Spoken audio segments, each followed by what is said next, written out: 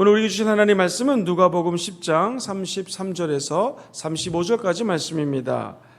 신약성경 111면에 있습니다. 누가복음 10장 33절에서 35절까지 말씀을 다 같이 합독하시겠습니다. 어떤 사마리아 사람은 여행하는 중 거기 이르러 그를 보고 불쌍히 여겨 가까이 가서 기름과 포도주를 그 상처에 붓고 싸매고 자기 짐승에 태워 주막으로 데리고 가서 돌보아 주니라. 그 이튿날 그가 주막 주인에게 데나리온 2를 내어주며 이르되 이 사람을 돌보아 주라. 비용이 더 들면 내가 돌아올 때에 갚으리라 하였으니. 아멘. 저는 오늘 본문 말씀을 중심으로 예수님의 가르침이라는 제목으로 하나님 말씀 나누기 원합니다. 같이 한번 해보실까요? 예수님의 가르침.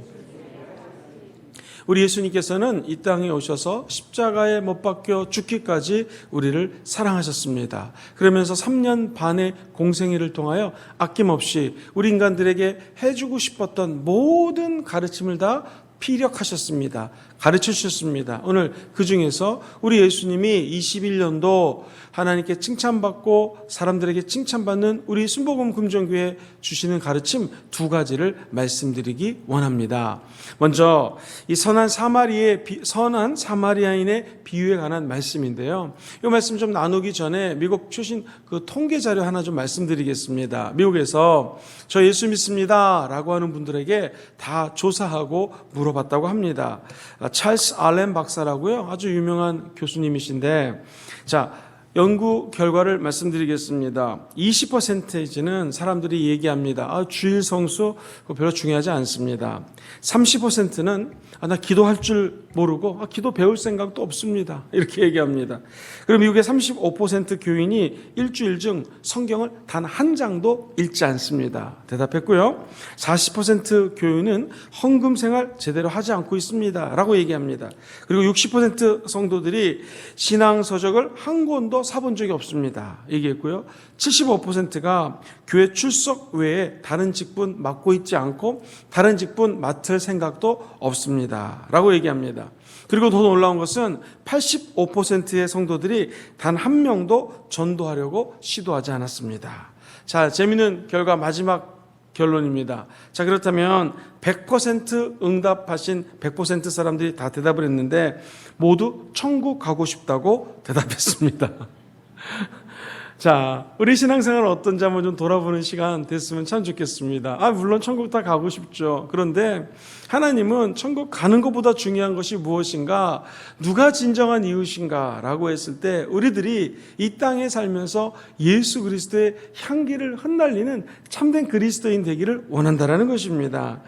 예수님은 섬김의 본을 보이셨을 뿐만 아니라 나누는 모습을 그대로 지켜주셨습니다. 이 선한 사마리아인의 비유도 마찬가지입니다. 자기의 가진 것 모두 다 빼앗기고 거의 죽기까지 맞은 한 불쌍한 사람을 종교 지도자 쫙 지나가다 보니 이런 사람이 있나? 죄를 졌나 보다라고 그냥 종교 지도자는 지나갔습니다. 그런데 당시 이 고대 근동에 유대인하고 사마리아인들은요 서로 사이가 무지 안 좋았습니다. 오늘날로 치면 전혀 우리가 싫어하는 민족의 사람이 얻어 터진 겁니다. 그러면 에이고 이렇게 혀를 차고 지나갈 수 있을 텐데 이 선한 사마리아에서 온 사람이 그를 돌봅니다. 아니 이 사람 왜 조심하지 않고 강도를 만나서 그래 저지경이 됐어? 안 됐구만. 이렇게 하고 가는 것이 아니라 정성스럽게 그 사람을 돌봐줍니다. 아픈 곳을 치료해줍니다. 그리고 2 데나리온이라는 돈을 주면서 여관에 투숙하게 합니다. 이 사람 좀 계속 먹여주시고 돌봐주십시오. 돈이 모자르면 제가 오다가 다시 그 돈을 갚겠습니다. 사랑하는 성도님들, 우리는 이 땅에 살면서 어떻게 사는 것이 참된 크리스찬일까요?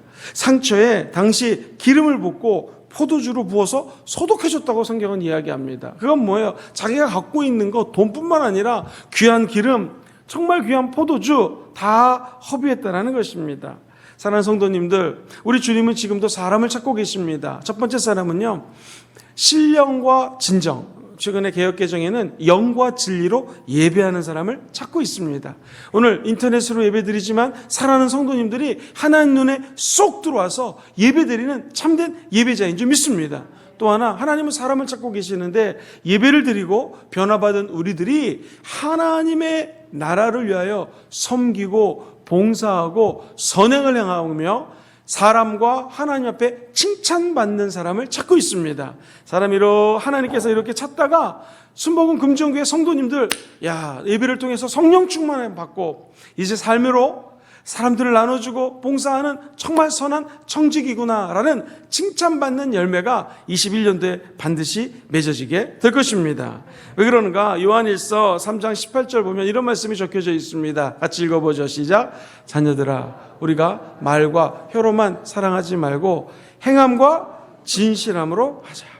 희생과 진실한 마음이 있는 것이 진정한 사랑이라는 것이죠. 그래서 인간의 사랑 중에 가장 비슷한 것이 어머니가 자기 자녀를 사랑하는 것과 비슷합니다. 아버지가 자기 자녀를 사랑하는 것과도 비슷하다고 할 수 있습니다. 참된 사랑에서 나오는 섬김과 나눔은 희생이 따라오게 되어 있습니다. 마음에서 우러나지 않으면 절대로 실천할 수 없습니다. 최근에 코로나19가 확산되면서 참으로 마음 아픈 일들이 많이 벌어지는데요. 또 반면에 안타깝지만 훈훈한 이야기들도 많이 전해집니다.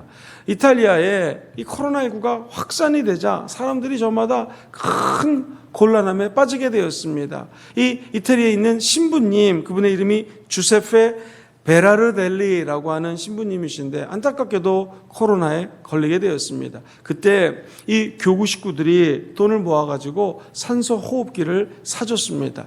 그런데 당시 이탈리아도 이 병원에 있는 시설들이 너무나 모자른 상황이었습니다. 이 어르신 신부는 72세였습니다. 얼마나 힘들었겠습니까? 산소 호흡기를 띄면은 자기가 죽을 수가 있는데 자기보다 훨씬 젊은 사람이 더 위독하다는 얘기를 듣고 산소 호흡기를 떼고 그 사람에게 주게 됩니다. 결국 이 베라르델리 신부님은 축복 속에 죽게 됩니다. 천국 가게 되는 것이죠. 그런데 이 신부님이 자기 트위터에다가 늘 성경 구절을 인용해 놨습니다. 그 말씀 같이 한번 읽어보겠습니다. 요한복음 15장 13절 시작. 사람이 친구를 위하여 자기 목숨을 버리면 이보다 더 큰 사랑이 없나니. 이 캐톨릭 신부님은 그 사랑을 실천하고 친구를 위하여 자기의 생명을 버리겠노라 하는 말씀을 진짜로 성취했다는 것이죠. 누가 이웃입니까? 주님에게 사마리아 사람의 비유를 마치시면서 우리 예수님이 너희들 생각할 때 누가 이웃이니?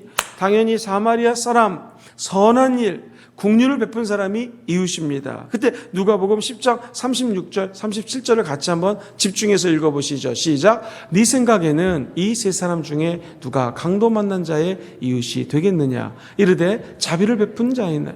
예수께서 이르시되 가서 너도 이와 같이 하라. 자, 여러분 이게 중요합니다. 우리가 다 압니다. 사마리아인이 훌륭한 일을 했습니다. 그렇다면 너희도 이와 같이 하라. 시작. 너희도 이와 같이 하라. 야고보서에 기록된 대로 믿음이 없이는 정말로 하나님의 자녀라 일컬음 받는 것이 어렵습니다. 행함이 없는 믿음은 죽은 믿음입니다. 믿음이 없이는 히브리서 기자의 말씀처럼 하나님을 기쁘시게 할 수 없습니다. 사랑하는 성도님들, 믿음은 행함과 동반이 된다는 것이죠. 주님은 율법 교사에게 이웃의 참된 의미를 깨닫게 하시고 가서 너도 이와 같이 해라 라고. 율법 선생님 얼마나 말씀 많이 알고 있겠습니까? 아는 것보다 중요한 것이 말씀을 실천하라는 것입니다. 한번 따라 볼까요? 나는 섬김을 실천하겠습니다.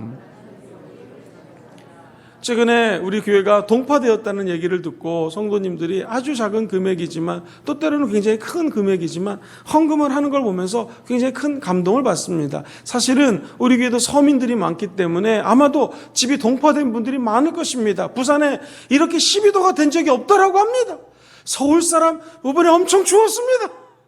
그러니 우리 부산 분들 늘 여기 사셨으니 얼마나 추웠겠습니까? 저도 이번 겨울은 참 추웠던 것 같습니다. 다들 힘드실 텐데 하나님 사랑하여 실천하고자 하는 마음, 교회에 와서 물 푸날르지 못하고 어려운 얘기 들으니 나도 그 어려움에 동참하고 싶습니다. 굉장히 마음이 따뜻하게 느껴집니다. 아, 우리 교회가 복받는 이유가 이거구나. 교회가 힘들면 성도님들의 마음도 힘들어지는 것이죠. 거꾸로 성도들이 힘들면 우리 주의 종들이 또 마음이 굉장히 힘들어집니다. 왜 그럴까요? 우리가 사랑 안에서 서로 기도하고 그 사랑을 실천해 나가는 사랑 공동체, 선한 섬김 공동체이기 때문에 그렇습니다. 우리 교회가 앞으로 정말로 부흥이 되어서 정말로 힘들고 어려운 이웃들, 지역사회, 그리고 나아가 아프리카 땅까지 돌봐주는 은혜가 우리 교회에 반드시 임하게 될 줄 믿습니다.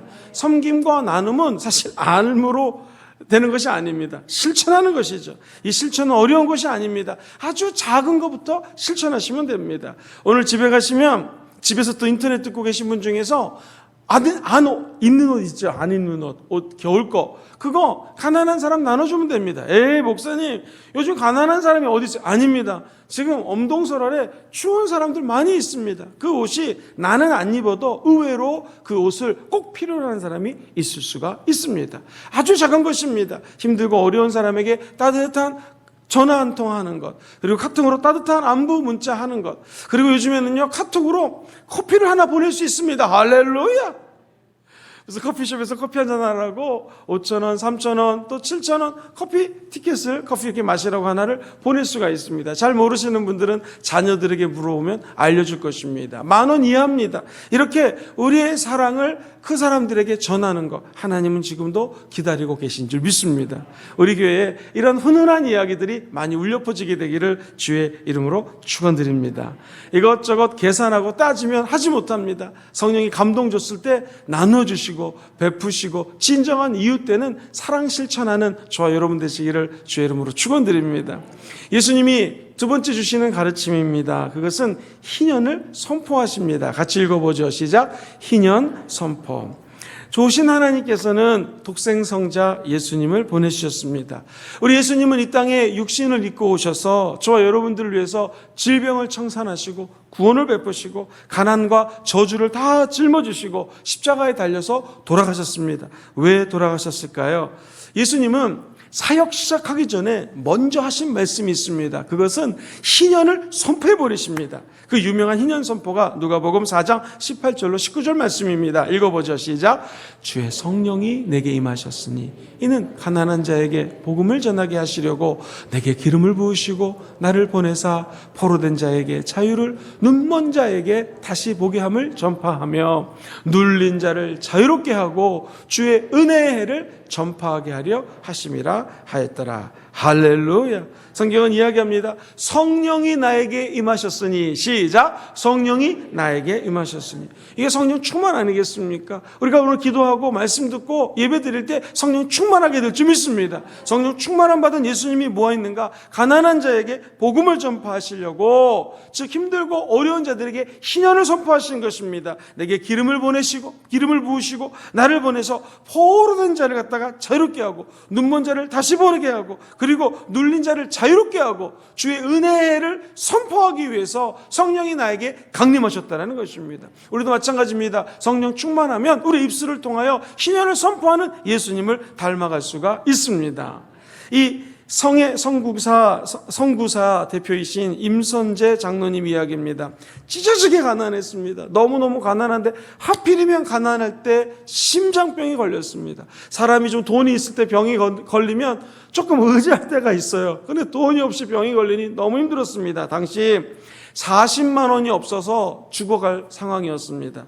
어떤 사람이 간신히 도와주셔서 수술을 받게 되었습니다. 그리고 기적적으로 생명을 건지십니다. 임 장로님은 생활형편이 나아지자 제일 먼저 한 것이 뭐냐면 40만 원을 들고 세브란스 병원 심장병 담당 의사 선생님 찾아갑니다.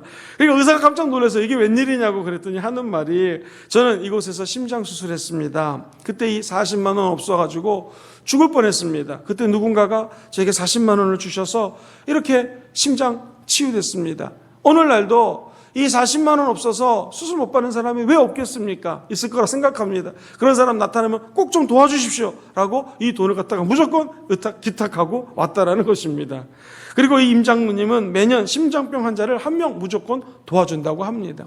저 여러분들이 성령의 충만함을 받았다는 것은 그냥 나만 충만받는 걸로 끝나지 않습니다. 반드시 하나님의 사랑을 전해야 된다는 것이죠. 그때 하나님은 진정한 희년의 의미를 되새겨 주실 것입니다. 희년은 레위기 25장에 자세히 소개되어 있는데 오늘 예배 마치고 여러분 한번 레위기 25장을 읽어보십시오. 7년이 되면은 안식년을 갖게 되거든요. 이것이 7번 돌면 7, 7이 49 그러고 난 다음에 50년째 되는 해를 희년이라고 합니다. 희년이 되면 제가 만약 예를 들면 빚이 많아요. 그럼 빚을 그냥 다 탕감해 줍니다. 희년 때는요, 포로된 사람이 있으면 자유케 만들어줍니다. 희년은 어떤 날인가? 노예를 갖다가 자유케 합니다. 그리고 빚 때문에 팔려간 자녀 있을 수 있잖아요. 옛날에 그 자녀 다 돌아옵니다. 빚 때문에 빼앗겼던 땅이 있잖아요. 땅도 다시 다 찾아주는 기쁨의 날이 희년의 날입니다. 저는 2021년도가 우리 사랑하는 순복음 금종교회 모든 성도님들이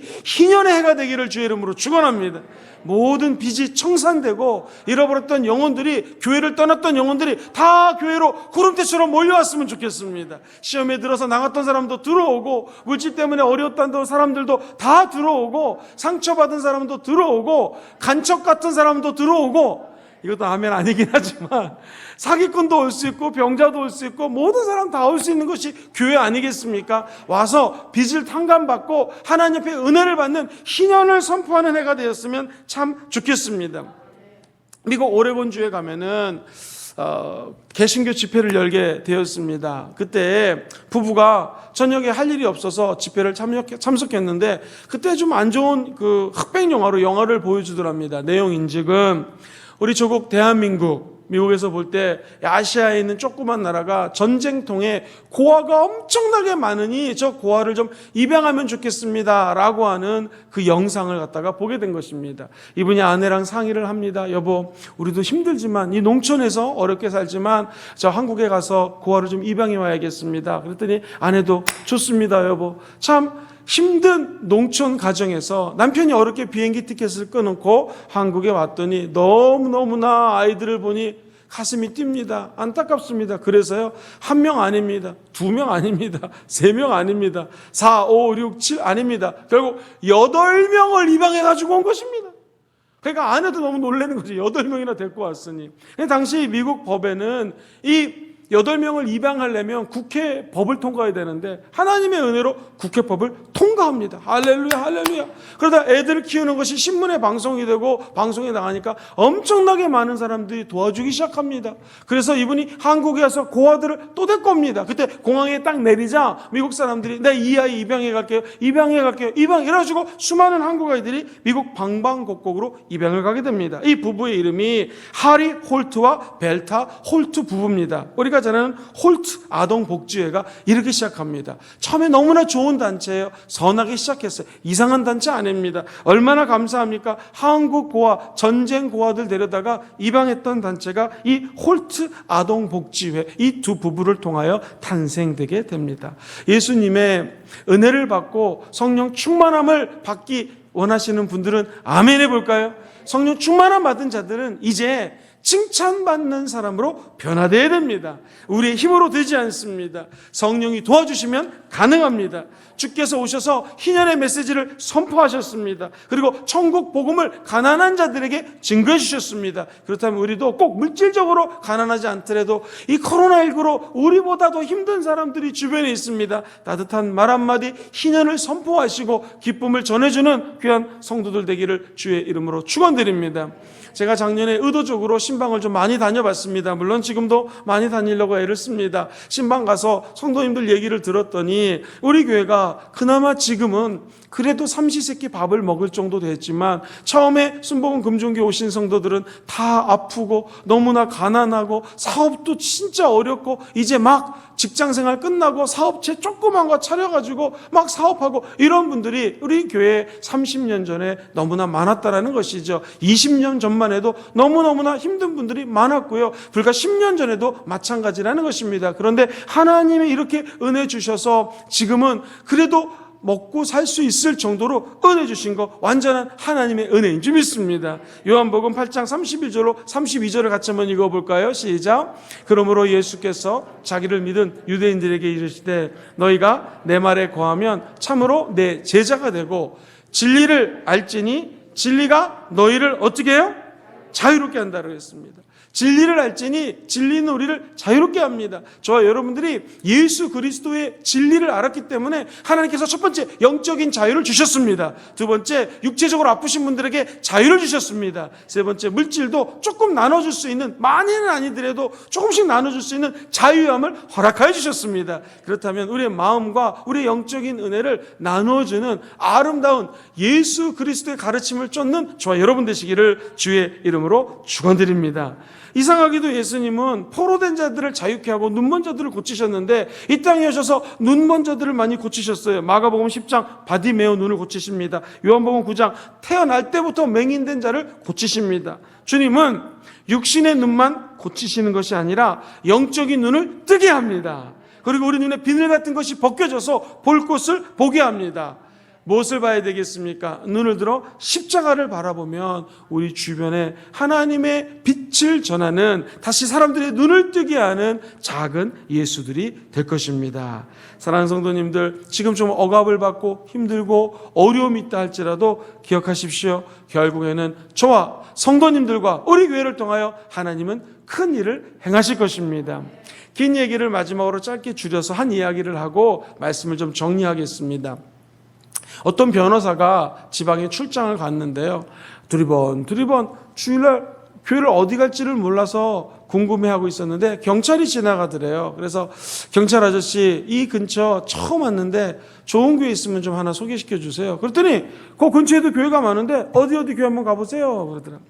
그래서 그 교회에서 예배를 드렸는데 너무 은혜 받은 거예요. 성령이 임하고 사람들이 기뻐하고 박수를 치고 너무너무나 친절하더랍니다. 그래가지고 예배를 드리고 흡족하게 집에 와가지고 숙소에 와서 자려고 하는데 그 경찰 아저씨가 또 만난 거예요. 그래서 물어봤습니다. 아니 아저씨, 그 교회가 정말로 가서 은혜를 많이 받았는데 그 교회가 좋은 교회인지 어떻게 하셨습니까? 했더니 경찰 아저씨 예수 믿으세요? 했더니 경찰 아저씨 하는 말 들어보세요. 아니 저 교회 안 다닙니다. 근데 왜 그 교회가 제일 좋다고 생각하셨습니까?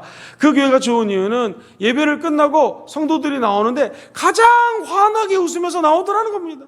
이야, 이 교회는 좋은 교회구나. 그래서 소개시켜줬다는 거죠. 사랑하는 성도님들, 이제 감사하게도 내일은 우리가 교회에서 예배 못 드리지만 그 다음 주부터는요 성도님들이 10% 이상 예배를 드릴 수 있게 되었습니다. 할렐루야. 이제 교회 오셔서 예배 드리고 난 다음에 사람들이 뭘 보는가? 밖으로 나갈 때 저 여러분들이 입이 환하게 웃으면서 할렐루야 이러고 나가는 걸 본다라는 것입니다. 오늘 아니 예배 드리는 그 자리에서 혹시 혼자 예배 드리는 분이 계시다면 지금 가족들이, 성도님들이 뭘 보고 있냐면 예배 마치고 기도 끝난 다음에 웃으면서 할렐루야, 사랑하는 아들, 사랑하는 딸, 사랑하는 부모님, 이 모습을 보기 원한다는 것입니다. 아니 우리가 웃고 예배 끝나고 난 다음에 성령 충만한 모습을 보면 선한 사마리안처럼 살아갈 수 있습니다. 그 얼굴만 봐도 이미 희년이 선포된 것입니다. 그러므로 선한 사마리안 되는 것, 희년 선포하는 것, 난 목사님도 아니고 전도사님도 아닌데 이게 어떻게 가능합니까? 아니, 아주 간단합니다. 예배 드리고 난 다음에 우리가 의도적으로 밝고 긍정적으로 감사하며 살면 기적이 일어나게 된다는 것입니다. 할렐루야. 한번 화면을 보시면서, 저를 보시면서, 자, 화면을 보시면서 제가 하나 둘 셋 하면 예배가 끝났다고 생각하면 이렇게 웃어봐 주십시오. 하나 둘 셋, 짠! 할렐루야. 바로 그겁니다. 그렇게 하시면 우리 교회는 부흥될 것입니다. 선한 사마리안 같은 모임이라고 칭찬받을 것입니다. 예수님 이 땅에서 희년 선포하셨는데 여러분의 그 얼굴만 봐도 말 그대로 기쁜 영광이 나타나게 될 것입니다. 그 축복이 저와 여러분과 늘 함께 하시기를 주 예수 이름으로 축원드립니다.